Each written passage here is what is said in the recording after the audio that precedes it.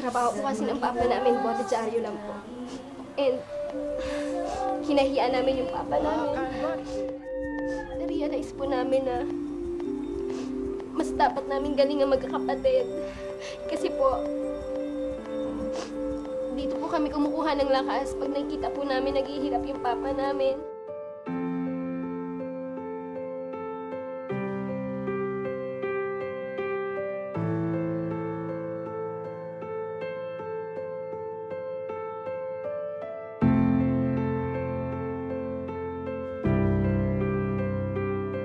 Nagpunta pa kami sa audition. Hindi po kami nag-almusal. Hindi kami nanangali.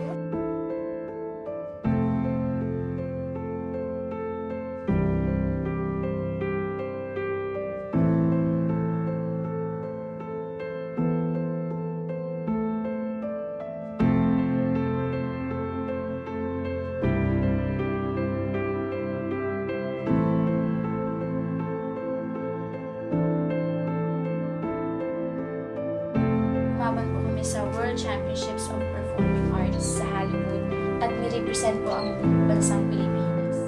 Nakuha ng Cercado Sisters ang World Star Grand Championship Honors, ang pinakamataas na award sa Talent Olympics dahil sa The Cercado Sisters and the group The Siblings have proven once more the Filipinos' exceptional talent in music.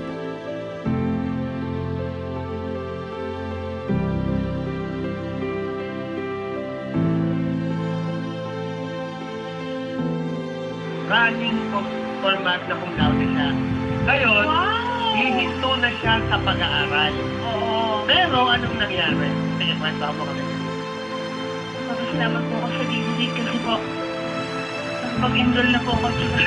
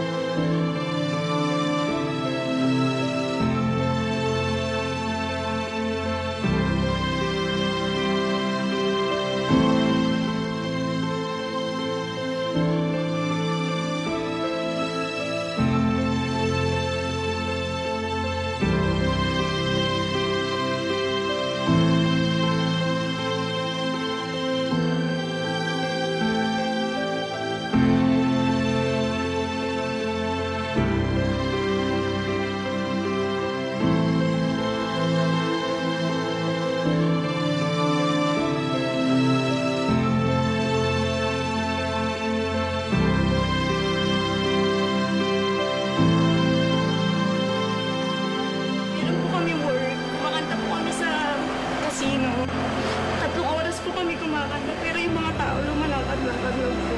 Alam na lang. Kami kanta, kami nakanta. Pakinggan nyo kami, pero wala po. In terms of first auditions, this is probably one of the best I've ever seen. You have the biggest 4 yeses. You just absolutely took Wembley's roof off.